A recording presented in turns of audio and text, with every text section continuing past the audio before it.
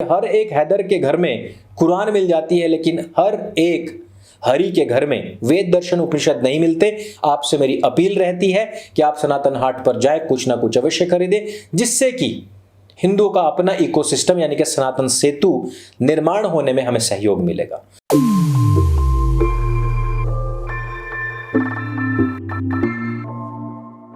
Karachi would के सबसे बड़े महानालायक ने एक फिल्म में एक सीन में कहा था कि भारतवर्ष के जितने भी हिल स्टेशंस हैं उनमें से सबकी खोज अंग्रेजों ने की है सिवाय कश्मीर के।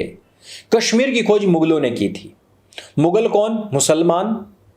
जिस समय पर कैप्टन मोमो का जन्म हुआ, उसकी मृत्यु हुई, उसकी किताब की कंपाइलेशन चल रही थी, उस समय पर महाराजा ललितादित्य कश्मीर के अनंतनाग में उस समय पर मार्तंड सूर्य मंदिर की स्थापना करवा रहे थे। अर्थात जब पूरे विश्व में इस्लाम नाम की कोई चीज नहीं थी, उस समय पर यहां हम वास्तुशिल्प का सबसे भव्य प्रतिमान, सबसे भव्य कीर्तिमान स्थापित कर रहे थे। और हमारे महानालायक जी कहते हैं कि मुगलों से पहले कश्मीर को कोई जानता ही नहीं था। अरे महानालायक जी, जिस समय पर आपके मुगलों के कैप्टन मोमो साहब भेड़ चराते थे और ऊंटनियों के मूत्र के सेवन के लाभ गिन रहे थे, उस समय पर यहां मार्तंड सूर्य मंदिर में हर हर महादेव के जय गान हुआ करते थे, जय घोष हुआ करते थे।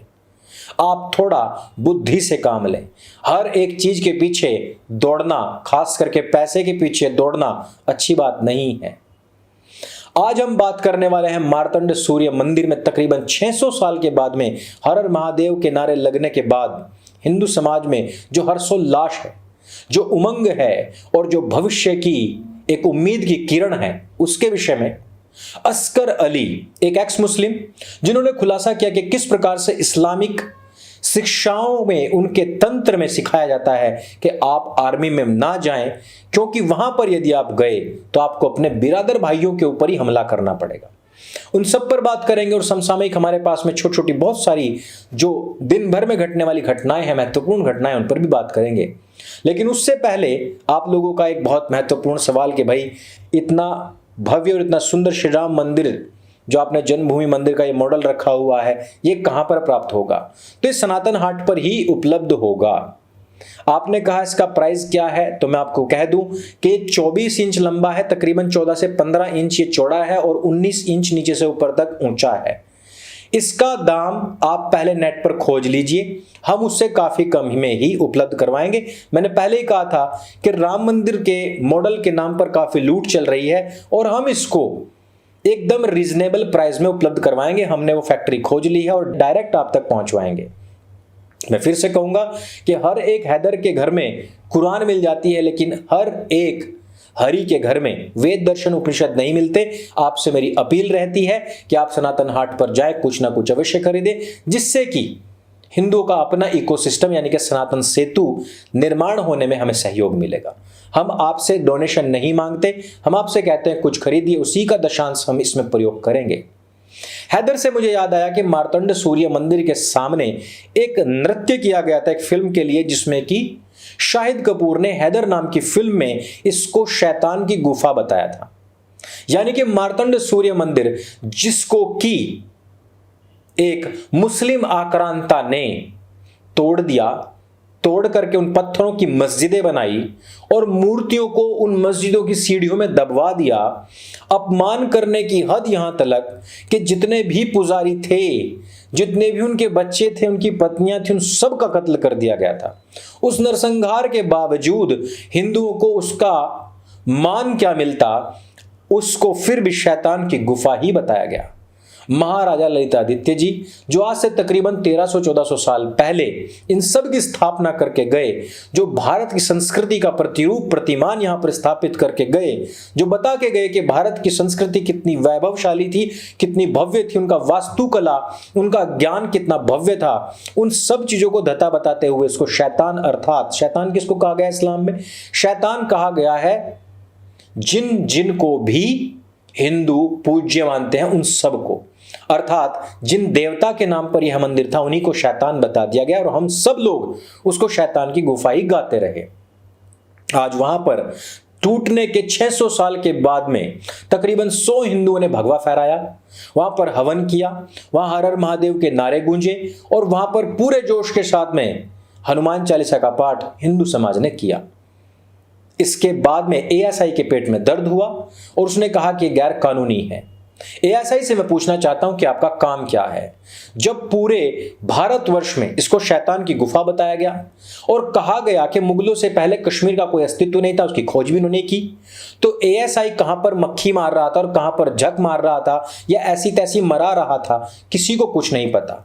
लेकिन जैसे ही वहां पर कुछ वंशज पहुंच जाते हैं, पेट में दर्द हो जाता है। इस बात का जवाब कौन देगा? वैसे मैं आपको बता दूं कि कुछ 1% हिंदू के जागरूक होने के मात्र से ही आज वहां पर हर हर महादेव के नारे गूंज गए। संपूर्ण हिंदू समाज अपने जाति मतभेद भुलाकर के जिस दिन खड़ा हो जाएगा, मैं उस दिन का दृश्य कभी कभी ऐसे इमेजिन करता हूं। पूरे विश्व में भगवामय हमें वातावरण दिखाई देगा और जो हम बार बार कहते हैं कणवंतो विश्वमार्यम, पूरे संसार को श्रेष्ठ बनाना है, सनातनी बनाना है, वैसा लगने लग जाता है। मैं उससे थोड़ा बाहर निकलता हूं और सच्चाई पर आता हूं। आपके आसपास में क्या क्या घटनाएं घटित हो रही हैं उनके बारे में जानिए। बुलडोजर ने कहर मचा रखा है। अभी जहांगीरपुरी में वापस से बुलडोजर बजेगा, तय हो चुका है। शाहीन बाग पर सुप्रीम कोर्ट में जो लोग गए थे उन्होंने कह दिया है कि हमारे बस की बात नहीं है, वो रूटीन कार्य होता है और उसमें हम नहीं कर सकते, एमसीडी का पूरा अधिकार है। अगर आपको लग रहा है कुछ गलत है तो आप हाई कोर्ट जाइए। और इससे पहले कि हाई कोर्ट जाते, अमानतुल्लाह खान के ऊपर एफआईआर दर्ज हो चुकी है। बताया जा रहा है कि सरकारी कार्य को बाधित करने, उनको गुमराह करने और हिंसा का बल प्रयोग करने और महिलाओं बच्चों का इस्तेमाल करने के एवज में भाई साहब को ये पारितोषिक मिल रहा है। मुझे नहीं पता कि दिल्ली की जो सरकार है या गवर्नमेंट यानी केंद्र की जो सरकार है और पुलिस इस व्यक्ति को जेल में डालेगी अथवा नहीं डालेगी, लेकिन इतना है यहां तक क्लियर हुआ कि शाहीन बाग में बुलडोजर तो बचेगा। बुलडोजर बजा जब हमें भव्य राम मंदिर मिला, बुलडोजर बजा तो हमें पता लगा किस प्रकार से श्रृंगार गौरी में भी स्वास्तिक भी है, मूर्तियां भी हैं और मोमीन जो एक जहरीली नाग की तरह दूसरे के बिल में घुस करके, बिल बनाने वाले को काट करके, खा करके, निगल करके और बाहर निकल करके कहते हैं कि ये तो मेरा ही घर है, ये मैंने ही बनाया था, हमारे अब्बुओं ने ही बनाया था। जिनके देशों में तेल निकलने से पहले लोगों को रहने खाने पीने की अकल ना हो, लघु शंका महाशंका करने के तरीके तलक ना पता हो, वे कह रहे हैं कि हमने यहां पर 500-600 साल पहले ये सब चीजें स्थापित कर ली थी। वाह भाई वाह। खुदाई तेजो महालय की भी होगी, इस बात के भी संकेत मिल चुके हैं। जो बाकी बचे हुए 22 कमरे हैं वो खुलेंगे और फिर पता लगेगा कि वहां गर्भगृह में क्या क्या चीजें हैं। यानी कि खुदा में खुदाई जितनी भी है होगी, खुदा की खुदाई उतनी ही एक्सपोज होगी। अब खुदा में भी खुदाई होनी बाकी है, वहां पर भी उसके अब्बू जान या पिताजी का नाम रामलाल या श्यामलाल ही निकलना बाकी है। खुदा की खुदाई के लिए जो अगली चीज है उसको सुनिए, आप रोमांच से भर जाएंगे।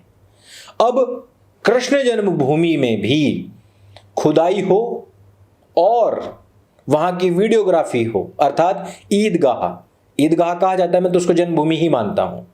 वहां की भी वीडियोग्राफी होनी चाहिए, इसकी भी प्रार्थना जमा हो चुकी है, इसके लिए प्रार्थना पत्र डाला जा चुका है। 19 तारीख को फैसला आना है और अब प्रार्थना पत्र ये जा चुका है कि वीडियोग्राफी वहां की भी होनी चाहिए। वीडियोग्राफी हुई थी तो राम मंदिर मिला था, वीडियोग्राफी हो रही है तो श्रृंगार गौरी में स्वास्तिक और मूर्तियां मिल रही हैं। वीडियोग्राफी होगी तभी पता लगेगा कि तेजो महालय के गर्भ में क्या है और वीडियोग्राफी होगी तभी पता लगेगा कि ईदगाह भी एक ऐसा ही घर था जिसमें जहरीले 1400 साल पुराने कल्ट गिरोह के कुछ नास्तिक लोगों ने, शैतानवादी लोगों ने, हिंसक लोगों ने, पूरी तरीके से नरभक्षक लोगों ने वहां पर हमला किया और उसके ऊपर कब्जा करके अपनी गुंबद रख दी। इन टोपी कटे लोगों ने पूरे विश्व के अंदर जानते हैं कितने लोगों का नरसंहार किया? तकरीबन 100 करोड़ का। 1 करोड़ यहूदियों को मारने वाला नाजीवादी कहलवाया। पूरे विश्व के लोग उससे हिंसा करते हैं, लेकिन कैप्टन मोमो के मार्ग पर चलते हुए 100 करोड़ लोगों की जान ले ली गई, उसको आज भी नबी बताया जाता है। यह विडंबना भारतवर्ष की है। अब बात करते हैं एक्स मुस्लिम असगर अली की। असगर अली ने कितना बड़ा खुलासा किया है कि जिसके विषय में 1000 बार ये बात कह चुका हूं। भाजपा के प्रवक्ता शाहनवाज हुसैन के सामने मैंने यही बात कही थी कि आप लोगों के मदरसे कैंटोनमेंट है इस्लाम के, जहां पर लड़ाके तैयार किए जाते हैं काफिरों के खिलाफ। लेकिन इस बात पर भाई साहब भड़क गए थे। असगर अली कहते हैं कि मैंने 12 साल तक इस्लाम की शिक्षा दीक्षा ली है, वहां पर मौलाना मेरे साथ में दुष्कर्म किया करते थे, मुझे ये कहा करते थे कि कुछ भी हो जाए भारतीय सेना में मत जाना, क्योंकि वहां पर हमको अपने बिरादर भाइयों को गोली मारनी पड़ सकती है। जिस बात को मैं चीख चीख कर 4 साल से कह रहा हूं, आज एक एक्स मुस्लिम ने ये बात स्वीकार की तो उसको बड़े बड़े समिट में बुलाया जा रहा है। बुलाया जाना चाहिए और लोगों को पता होना चाहिए कि इस कल्ट की असली औकात क्या है, असलियत क्या है। और इस बारे में कई बार कह चुका हूं कि इनकी खुद की किताब में बात लिखी हुई है कि कोई मोमिन कितना भी बुरा क्यों ना हो वो वाजिबुल कत्ल नहीं हो सकता, लेकिन एक काफिर कितना भी अच्छा क्यों ना हो वो वाजिबुल कत्ल ही रहेगा। एक मोमिन चाहे वो पाकिस्तान का हो चाहे बांग्लादेश का हो, आपको उसको अपना भाई समझना है। और अभी आपने देखा बांग्लादेशी कितने भी शाहीन बाग में आकर के नमाज पढ़ रहे हैं, किसी ने अभी तक उनको एक बार भी कहा क्या? वो अलग बात है कि हिंदू हृदय सम्राटों की सरकार में 800 हिंदू पाकिस्तानी हिंदुओं को वापस जाना पड़ा क्योंकि उनकी नागरिकता का प्रबंध नहीं हुआ और वो बहुत लेट हो गए थे। मुझे नहीं पता कि अब क्या चीजें होंगी। कुछ लोग जो एक्सपर्ट हैं वो बताएंगे कि वो पाकिस्तान जाएंगे, फिर से वीजा बनवाएंगे या कुछ भी करेंगे, लेकिन 800 लोगों को जाना पड़ा है। यहां करोड़ों करोड़ों घुसपैठी हिंदुस्तान में यहां रह रहे हैं, खा रहे हैं, पी रहे हैं, लेकिन उनके बारे में कोई विचार नहीं है क्योंकि उनका इकोसिस्टम बहुत मजबूत है। उनके पास में धन की संपदा की कोई कमी नहीं और वो सारी संपदा आप लोगों की जेब से जाती है, और वो संपदा जो आप लोगों की जेब से जाती है आपके खिलाफ में इस्तेमाल होती है। उसी इकोसिस्टम को तोड़ने के लिए सनातन सेतु का निर्माण हम लोगों ने किया है, और उस सिस्टम के निर्माण में केवल आप ही लोग हमारा सहयोग कर सकते हैं, और वो सहयोग आप डोनेशन के माध्यम से बिल्कुल नहीं, केवल और केवल सनातन हाट से अपने वेद दर्शन उपनिषद और अपना इतिहास खरीद कर ही कर सकते हैं। तो आज के वीडियो में सिर्फ इतना ही। यदि आपको भी इन खबरों से कहीं ना कहीं कुछ मान सम्मान स्वाभिमान जागृत होता लगता है तो इस वीडियो को सबके साथ में शेयर अवश्य करें। आप इन सब खबरों पर क्या बताना चाहते हैं, क्या कहना चाहते हैं, हमें नीचे कमेंट करके अवश्य बताएं, और सनातन हाट पर अपना सहयोग बनाए रखें क्योंकि इस इकोसिस्टम का बनना बहुत जरूरी है। आप सहयोग नहीं भी करेंगे तो भी मैं इसको कंप्लीट करके ही रहूंगा। सनातन सेतु तो आएगा। मेरे संग बोले सत्य सनातन वैदिक धर्म की जय। जय हिंद, वंदे मातरम।